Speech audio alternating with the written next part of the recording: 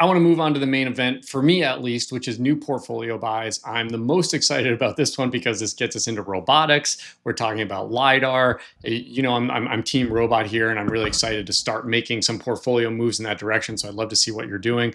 Talk to me about this company and just a little bit of a context for our listeners. This is going to be a smaller position, which could either be interpreted as a starter position. We want to learn more about this company and follow them, and also just riskier as this is a smaller market cap company. This reminds me of your Tecogen, Applied Optoelectronics, and GitLab initial positions. So, Eric, where are you putting the money? What's coming next to the portfolio? Yeah, the company's name is Ouster.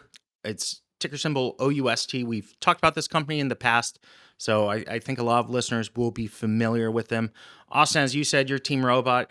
I'm Team Robot. I think big things are happening in this space. The rate of change is really incredible. I think it would be a mistake not to make some smart bets with your portfolio for the growth of the space. As you know, we're going to start with 1% of the portfolio, $5,000, but we do want to sprinkle some bets because the upside in robotics is going to be great. Now, why is the upside so great?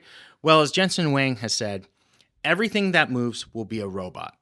We talked about stats. Amazon's going to have more robots than people soon. You look at the efficiency they've built into their factories. I believe the rate of packages per employee is up more than 15x in the past decade. That's thanks to robotics. And we've previewed things like Figure AI in recent episodes with very incredible, mind-blowing, I would say, demos of robots being able to sort laundry, fold laundry, do the kinds of very complex tasks that were thought unthinkable just years ago. And they're doing it all with data because the underlying neural networks are getting so good. So we look at Ouster itself. It's a leader in LiDAR. If you go back and you look at a 5-year chart for this company, it's a train wreck.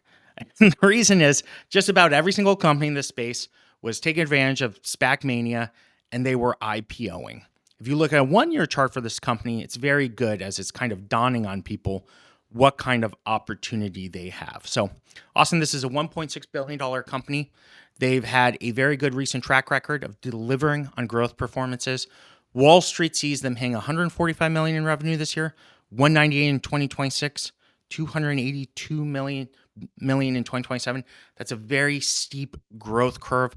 I believe they're going to be able to do this. And, again, they're not building all of this on speculative markets. They've got autos, they've got an industrial segment, they have robotics, which I think we could see incredible growth, and they have smart infrastructure. Their solution itself is something called digital LiDAR. It's basically moving LiDAR into a silicon chip. They also have software as another part of their overall solution. Austin, it's hard to evaluate how this company might compare to competitors, but when I look at revenue growth, the proof's in the pudding. They are delivering extremely well. So I have a lot of confidence that they have a differentiated solution. The other thing with Ouster is a lot of their competitors are in China. We've talked about this geopolitical situation, building your supply chain and being able to use American companies. They've moved their production to Thailand. It's going to be a competitive advantage for this company.